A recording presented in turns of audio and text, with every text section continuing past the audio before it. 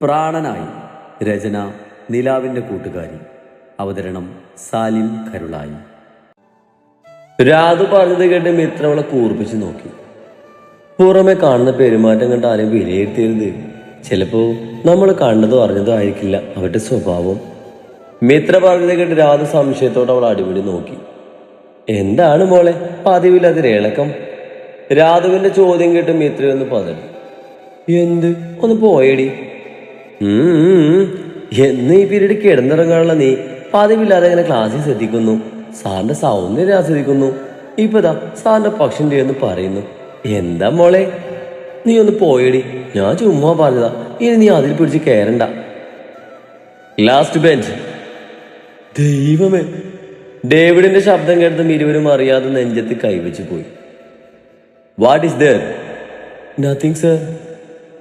അവന്റെ ഗൗരവമുള്ള ശബ്ദം ഉയർന്നതും രാധു പറഞ്ഞതും അവർ രണ്ടുപേരെയും ഒന്ന് നോക്കി കനപ്പിച്ച് മുകളിൽ ക്ലാസ് എടുക്കാൻ തുടങ്ങിയതും മിത്ര ക്ലാസ് ശ്രദ്ധിക്കുന്ന എന്ന വ്യാജനെ ഡേവിഡിന് നോക്കിയിരിക്കാൻ തുടങ്ങിയതും തനിക്കിതൊന്നും കാണാൻ വയ്യെന്ന എക്സ്പ്രഷൻ ഇട്ട് രാധു ഉറങ്ങും പോലെ ഡെസ്കിലേക്ക് തലവെച്ച് കിടന്നു. ഇന്റർവെല്ലിന്റെ ക്യാൻറ്റീനിൽ ഒരു മൂലയിലുള്ള ചെയറിലിരിക്കുകയാണ് മിത്ര. രാധു ഇരുവർക്കുമുള്ളത് വാങ്ങാൻ പോയതാണ്. ഫോണിൽ കുത്തിയിരിക്കുമ്പോഴാണ് മിത്രയ്ക്ക് തന്റെ ഓപ്പോസിറ്റായി ആരോ വന്നിരുന്നത് പോലെ തോന്നിയത്.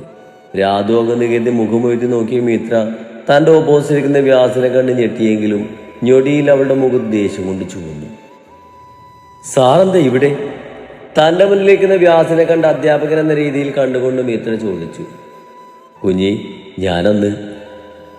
അവൻ പറയുന്നതിന് മുമ്പായി മിത്ര കൈ ഉയർത്തി നിർത്തുവെന്ന് കാണിച്ചു.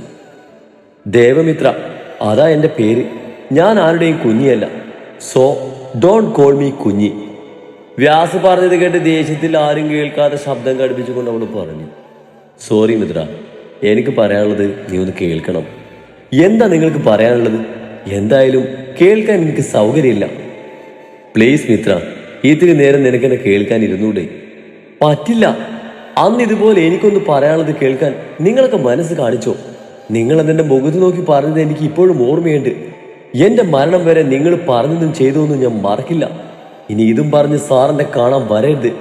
ഇപ്പൊ നമ്മൾ തമ്മിൽ വിദ്യാർത്ഥി അധ്യാപകൻ എന്ന ഒറ്റ ബന്ധം മാത്രമേ ഉള്ളൂ. കടുപ്പിച്ച് അതും പറഞ്ഞ് മിത്ര അവിടുന്ന് എഴുന്നേറ്റ് വേറെ ടേബിളിന്റെ അടുത്ത് പോയിരുന്നു.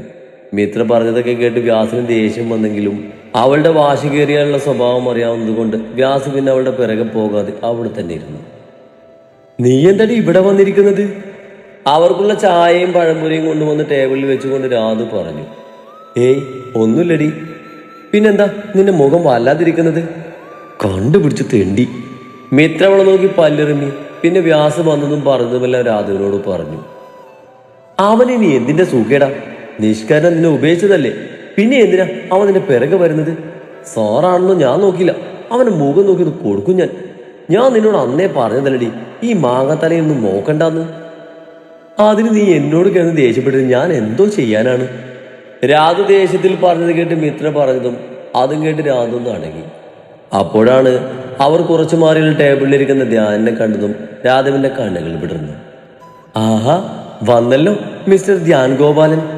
മിത്രമോളെ, നീ ഇവിടെ ഇരിക്കും, ഞാൻ എന്റെ പ്രാണനാഥൻ ഒന്ന് കണ്ടിട്ട് വരാമേ. അത് പറഞ്ഞ് രാധു ചാടിത്തുള്ളി ധ്യാനിന്റെ അടുത്തേക്ക് പോയി. കുറച്ചു കഴിഞ്ഞ് രാധു തിരിച്ചു വന്നു. എന്താ മോളെ, ഇന്ന് എന്ത് പറഞ്ഞു നിന്റെ പ്രാണനാഥൻ? നിരാശയോടെ മടങ്ങി വരുന്ന രാധുവിനെ കണ്ട് ചിരി അടക്കിക്കൊണ്ട് മിത്ര ചോദിച്ചു. ഓ, എന്ത് പറയാൻ, സ്ഥിരം പല്ലവി തന്നെ. എന്നെ അയാൾക്ക് അങ്ങനെയൊന്നും കാണാൻ ഒക്കതില്ല. എല്ലാ സ്റ്റുഡൻസിനെയും പോലെ തന്നെ ഞാനെന്ന്. ഇനിമേൽ ഇതും പറഞ്ഞ് വരരുതെന്ന്. ആ പോട്ടെ, നീ സങ്കടപ്പെടണ്ട. എന്നെങ്കിലും നിന്റെ മാവും പൂക്കും.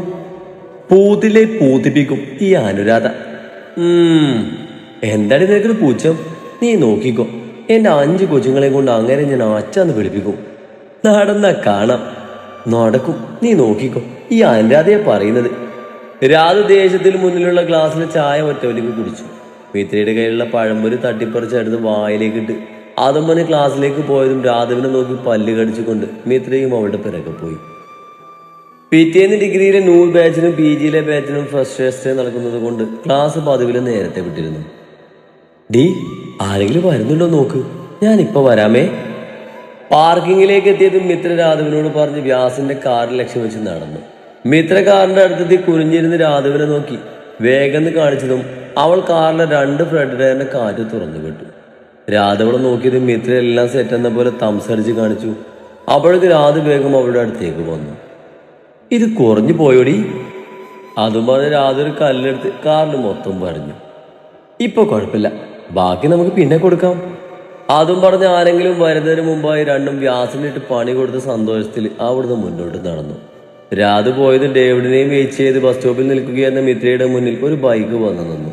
ബൈക്കിന്റെ ശബ്ദം കേട്ടതും ഫോണിൽ നിന്നും തലയുയർത്തി നോക്കിയ മിത്ര ബൈക്കിലിരിക്കുന്ന ഡാനിയെ നോക്കി പുഞ്ചിരിച്ചതും ഡാനിയും അവളെ നോക്കി പുഞ്ചിരിച്ചു. ചേട്ടതി വാ, വന്ന് കയറി. അപ്പൊ നിന്റെ ചേട്ടായി എന്തേടാ? ഡേവിഡിനെ കാണുന്ന മിത്ര ചോദിച്ചു. ചേട്ടായിയുടെ കൂടെ മാത്രമേ ചേട്ടത്തി പോരത്തുള്ളൂ. മിത്ര ചോദിച്ചത് കേട്ട് ഡാനി കുറുമ്പോടെ ചോദിച്ചു. പോടാ, നിന്റെ ചേട്ടായി തന്നെയല്ലേ പറഞ്ഞത് വൈകിട്ട് പോകുമ്പോൾ നമ്മളെ കൂട്ടാൻ വരാന്ന്, അതുകൊണ്ട് ചോദിച്ചതാ. മിത്ര ഡാനിയുടെ തലയിലൊന്ന് കൂട്ടി അതും പറഞ്ഞ് ബൈക്കിന്റെ പിന്നിൽ കയറിയിരുന്നു. ചേട്ടായി വരാൻ ലേറ്റാകും, അതുകൊണ്ട് എന്നോട് ചേർത്തി അപ്പച്ചന്റെ അടുത്താക്കാൻ പറഞ്ഞു. അതെന്താടാ? എനിക്കിന്ന് ഫുട്ബോൾ പ്രാക്ടീസിന് ചേർത്തി, അപ്പൊ ചേർത്തി വീട്ടിൽ ഒറ്റക്കാക്കില്ലേ, അതുകൊണ്ട് കുഞ്ഞൂട്ടം വരുന്നത് വരെ ചേർത്തി അപ്പച്ചന്റെ അടുത്താക്കാൻ പറഞ്ഞു. ഇതാരുടെ ബൈക്ക്? മിത്ര ഡാനിയോടായി ചോദിച്ചു. എന്റെ ഫ്രണ്ടിന്റെയാ. ചേട്ടത്തി കണ്ടോ? ആരെ? ചേട്ടത്തിയുടെ പഴയ കാമുകനെ. ദേ, ഞാൻ പല പ്രാവശ്യം പറഞ്ഞു അവന്റെ കാമുകനൊന്നുമല്ല, എനിക്ക് പറ്റിയൊരു അബദ്ധം, അതാ ആ വ്യാസ്. ഡാനിയുടെ ചോദ്യം കേട്ട് മിത്ര പതിയവന്റെ പുറത്ത് തല്ലി കറുവോടെ പറഞ്ഞു. ഞാൻ കണ്ടായിരുന്നു അവൻ ചേട്ടത്തിന്റെ അടുത്തേക്ക് സംസാരിക്കാൻ വന്നത്. മുഖം കണ്ടിട്ട് നല്ല കൂടുതൽ ലക്ഷണം ഉണ്ടല്ലോ. അവൻ ഇപ്പോഴാ കുറ്റബോധം വന്നതെന്ന്. ഞാനെല്ലാം മറന്ന് അവനെ വീട് സ്നേഹിക്കുന്ന അവൻ കരുതിയത്. ഒന്നും മരണം വരെ എനിക്ക് മറക്കാൻ പറ്റില്ല. മിത്രയുടെ മുഖം മാറിയത് കണ്ട് അവൾ വീണ്ടും പഴയ ഓർമ്മകളിലേക്ക് പോവുകയാണെന്ന് മനസ്സിലാക്കിയതും ഡാനി പതിയെ സംസാര വിഷയം മാറ്റി. ഡാനി ടൗണിലുള്ള ഐസക്കിന്റെ സൂപ്പർ മാർക്കറ്റിന് മുന്നിൽ മിത്രയെ ഇറക്കിയതും അവനോട് യാത്ര പറഞ്ഞ് മിത്ര ഉള്ളിലേക്ക് കയറിപ്പോയി. അപ്പച്ചാ, ആ വന്നോ? ക്യാഷ് കൗണ്ടറിലിരിക്കുന്ന ഐസക്ക് മിത്രയുടെ ശബ്ദം കേട്ടത് കണക്ക് പുസ്തകത്തിൽ നിന്നും തലയുയർത്തി മുഖത്തിരിക്കുന്ന കണ്ണട നേരെ വെച്ചുകൊണ്ട് അവളെ നോക്കി ചോദിച്ചു. വന്നല്ലോ. അത് പറഞ്ഞ് തോളിലുള്ള ബാഗൂരി ഐസക്കിന്റെ അടുത്തായി വെച്ചു. അപ്പച്ചൻ എന്തെങ്കിലും കഴിച്ചോ? ആ, ഇപ്പൊ കഴിച്ചതേ ഉള്ളൂ. കൊച്ചി കഴിച്ചോ? ഞാൻ കോളേജിൽ നിന്ന് കഴിച്ചു. ഇത് എങ്ങോട്ട് പോവാ? ഞാൻ എല്ലാവരും ഒന്ന് കണ്ടിട്ട് വരാം. അത് പറഞ്ഞൊരു ബിസ്ക്കറ്റിന്റെ പാക്ക് എടുത്ത് പൊട്ടിച്ചുകൊണ്ട് മിത്ര അവിടെയുള്ള ജോലിക്കാരുടെ അടുത്തേക്ക് നടന്നു. അവളുടെ പോക്ക് നോക്കി ചിരിയോട് ഐസക്ക് വീണ്ടും കണക്കുകൾ നോക്കാൻ തുടങ്ങിയിരുന്നു. ഐസക്കിന്റെ ഒപ്പം മിടക്കങ്ങോട്ട് വരുന്നത് കൊണ്ട് തന്നെ മിത്രയെ അവിടെയുള്ളവർക്കെല്ലാം പരിചയമായിരുന്നു. ആരോടും ഒരു വേർതിരിവോ മുഖം കറുക്കലോ ഇല്ലാതെ എല്ലാവരോടും ഒരുപോലെ പെരുമാറുന്ന അവളെ അവിടെയുള്ളവർക്കൊക്കെ വലിയ കാര്യമായിരുന്നു. കുറച്ച് കഴിഞ്ഞ് കുഞ്ഞൂട്ടം കൂടി വന്നതും രണ്ടുപേരെ ഇനി ഇവിടെ നിർത്തിയ രണ്ടുപേരും കൂടി ഷോപ്പ് തിരിച്ചു വെക്കുന്ന അറിയാവുന്നത് കൊണ്ട് ഐസക്ക് വേഗം രണ്ടുപേരെയും ഓട്ടോ പിടിച്ച് രണ്ടിനെയും അതിന് വീട്ടിലേക്ക് പറഞ്ഞു വിട്ടു. പിറ്റേന്ന് രാവിലെ തന്നെ ഡോറിൽ തുടരെയുള്ള മുട്ട് കേട്ടാണ് മിത്ര എണീറ്റത്. ഫോണെടുത്ത് സമയം നോക്കിയത് 4 മണി ആയിട്ടുള്ളെന്ന് കണ്ട് വീണ്ടും കിടക്കാൻ നിന്നെങ്കിലും വീണ്ടും ഡോറിൽ തട്ടുകേട്ട് മിത്ര ഉറക്കിച്ചിടവോടെ എഴുന്നേറ്റ് വാതിൽ തുറന്നതും കാണുന്നത് മുന്നിലൊരു ബുക്കും പിടിച്ചുകൊണ്ട് നിൽക്കുന്ന കുഞ്ഞുട്ടിനെയാണ്. എന്താടാ, നിനക്ക് ഉറക്കൊന്നുമില്ലേ? ചേട്ടത്തിയോട് ചേട്ടായി ഈ ബുക്ക് എടുത്ത് വരാൻ പറഞ്ഞു. എന്തിന്? പഠിക്കാൻ. രാവിലെ 1 മണിക്കൂറെങ്കിലും ഇരുന്ന് പഠിക്കണമെന്ന് ചേട്ടായിക്ക് നിർബന്ധ. എന്ത്? ഞാനൊന്നുമില്ല, എനിക്ക് വയ്യ, എനിക്ക് ഉറങ്ങണം. ആണോ? എന്നാ ഞാൻ ചേട്ടായോട് ഇങ്ങോട്ട് വരാൻ പറയാം. മിത്ര കുഞ്ഞൂട്ടൻ പറഞ്ഞത് കേട്ട് അവനെ നോക്കി മുഖം വീർപ്പിച്ച് ബാത്റൂമിൽ പോയി ബ്രഷ് ചെയ്ത് മുഖം കഴുകി കയ്യിൽ കിട്ടിയൊരു ബുക്കും എടുത്ത് കുഞ്ഞൂട്ടനൊപ്പം താഴേക്ക് നടന്നു. താഴെയുള്ള റൂമിലെത്തിയപ്പോൾ കണ്ടു 2 ബുക്കും പിടിച്ച് അതിൽ നോക്കിക്കൊണ്ടിരിക്കുന്ന ഡാനിയെ. അരികിലായി ഡേവിഡ് ഇരിപ്പുണ്ട്. ദേവാ, അവിടെയില്ല, ഇവിടെ ഇരിക്ക്. കുഞ്ഞൂട്ടിന്റെ അടുത്തിരിക്കാൻ പോയ മിത്രയെ അതിന്റെ ഓപ്പോസിറ്റുള്ള ചെയർ ചൂണ്ടിക്കൊണ്ട് ഡേവിഡ് പറഞ്ഞതും മിത്ര അവിടെ പോയിരുന്നു. രണ്ടുപേരെയും അടുത്തിരുത്തിയ പഠിത്തം നടക്കില്ല, സംസാരം നടക്കുമെന്ന് നന്നായിട്ട് അറിയാം. കുറച്ചു കഴിഞ്ഞ് മിത്രയെ നോക്കിയ ഡേവിഡ് കാണുന്നത് ബുക്കും തുറന്നു വെച്ച് അതിന്റെ മുന്നിലിരുന്ന് ഉറക്കം തൂങ്ങുന്നതാണ്. ദേവാ, ഡേവിഡ് ശബ്ദം കടുപ്പിച്ചുകൊണ്ട് വിളിച്ചതും മിത്ര ഞെട്ടി കണ്ണുകൾ വലിച്ചു തുറന്നു. എന്താ നീ എന്താ ബുക്ക് തുറന്നു വെച്ച് ഉറങ്ങുന്നത്? വേഗം ഇന്നലെ എടുത്തതൊക്കെ പഠിക്ക്. പിന്നെ പഠിച്ചാ പോരെ, എനിക്ക് ഉറക്കം വരുന്നു. പ്ലീസ്. പറ്റില്ല, ക്ലാസ് എടുക്കുമ്പോൾ ഏതായാലും ശ്രദ്ധിക്കില്ല. നിങ്ങളുടെ ക്ലാസ്സിൽ നിന്ന് വരുന്ന ടീച്ചേഴ്സിന് ഫുള്ള് പറയാനുള്ളത് നിന്റെയും മര്യാദയുടെയും മനസ്സിനെയും കുറിച്ചാണ്. നിങ്ങളുടെ കലപില ശബ്ദം കൊണ്ട് മറ്റു കുട്ടികൾക്ക് ക്ലാസ്സിൽ ശ്രദ്ധിക്കാൻ പറ്റുന്നതെന്നാ അവർ പറയുന്നത്. ഡേവിഡ് പറഞ്ഞത് കേട്ട് മിത്ര ചമ്മലോടെ ഡാനിയെയും കുഞ്ഞുട്ടിനെയും നോക്കിയതും അവർ ചിരി കടിച്ചു പിടിച്ചിരിക്കുന്നത് കണ്ട് അവളവരെ കൂർപ്പിച്ച് നോക്കി. ഇനി ഇങ്ങനെ ആയാൽ പറ്റില്ല. ഞാൻ ശ്രദ്ധിച്ചോളാം. ഇപ്പൊ പോയി കിടന്നോട്ടെ, ശരിക്കും ഉറക്കം വന്നിട്ടാ. ചേട്ടത്തി പോവുകയാണെങ്കിൽ ഞങ്ങൾക്കും പോണം. കുഞ്ഞൂട്ടനും ഡാനിയും പറഞ്ഞത് കേട്ട് മിത്ര അവരെ പല്ല് കടിച്ച് നോക്കി. ഞാൻ പറഞ്ഞത് പഠിച്ചു കഴിയത് ആരും പോകുന്നില്ല. ഡേവിഡ് പറഞ്ഞത് കേട്ട് മിത്ര രണ്ടുപേരെയും നോക്കി കണ്ണുരുട്ടി ബുക്കിലേക്ക് മുഖം താഴ്ത്തിയിരുന്ന് എങ്ങനെയൊക്കെയോ സമയം തള്ളി നീക്കി. സമയം 5:30 കഴിഞ്ഞതും ഡേവിഡ് എല്ലാവരോടും പോകാൻ പറഞ്ഞു. ദേവ, നാളെ മുതൽ ഇവരുടെ കൂടെ കൃത്യസമയത്ത് അവിടെ എത്തണം. ഡേവിഡ് പോകാൻ പറഞ്ഞതും ജീവൻ തിരിച്ചു കിട്ടിയതുപോലെ ഓടിപ്പോകാൻ ശ്രമിക്കുന്ന മിത്രയോട് ഡേവിഡ് പറഞ്ഞതും അവൾ കാറ്റയച്ചു വിട്ട് ബലൂണ് കണക്കെ നിന്നു. പിന്നെ മനസ്സോട് അവനെ നോക്കി ശരിയെന്ന രീതിയിൽ തലയാട്ടി റൂമിലേക്ക് നടന്നു. ദിവസങ്ങൾ വീണ്ടും കടന്നുപോയി. മിത്ര ഇപ്പൊ കുരിശുപറമ്പ് തറവാട്ടിൽ വന്നിട്ട് 3 മാസം കഴിഞ്ഞു. ഇപ്പൊ പൂർണ്ണമായും അവൾ ആ വീടുമായിട്ട് ഇണങ്ങിയിരിക്കുന്നു. അവിടെയുള്ളവരെ പിരിയാൻ പറ്റില്ലെന്ന അവസ്ഥയാണ്. അവർക്കും അങ്ങനെ തന്നെ. ഐസക്കും ഡാനിയും കുഞ്ഞൂട്ടനും അവൾക്ക് സ്വന്തം അപ്പച്ചനും കൂടപ്പിറപ്പുകളുമായിരുന്നു. അവർക്കും അവളെ വലിയ കാര്യമാണ്. മിത്രയുടെ കുടുംബം കുസൃതിയും അറിയാവുന്നത് കൊണ്ട് ഡേവിഡ് ഇപ്പോൾ കുറച്ച് ഗൗരവത്തിലാണ് പെരുമാറുന്നത്. അതുകൊണ്ട് തന്നെ കൊച്ചിന് ആ വീട്ടിൽ ഇത്തിരിയെങ്കിലും പേടിയുള്ളത് ഡേവിഡിനെയാണ്. ഡേവിഡിനെ പിടിച്ച് മിത്ര ക്ലാസ്സിലുള്ള സംസാരം കുറച്ചുവെങ്കിലും കൂട്ടിന് രാതുള്ളത് കൊണ്ട് ഡേവിഡ് പറഞ്ഞത് ഈ ജന്മം തനിക്കത് അനുസരിക്കാൻ പറ്റില്ലെന്ന് മിത്രയ്ക്ക് മനസ്സിലായി. ഒപ്പം ഇടയ്ക്കിടയ്ക്ക് വ്യാസനിട്ട് ചെറിയ ചെറിയ പണികൾ കൊടുത്ത് അവരാശ്വാസം കണ്ടെത്തി. സ്വന്തം രക്തങ്ങൾ തന്നെ തള്ളി പറഞ്ഞപ്പോൾ ചേർത്ത് പിടിച്ച് സംരക്ഷിക്കുന്നത് കൊണ്ടോ തൻ്റെ താലിയുടെ അവകാശിയായത് കൊണ്ടോ എന്നറിയില്ല, മിത്രയുടെ മനസ്സിൽ ഡേവിഡിന് ഒരു പ്രത്യേക സ്ഥാനം ഉണ്ടായിരുന്നു.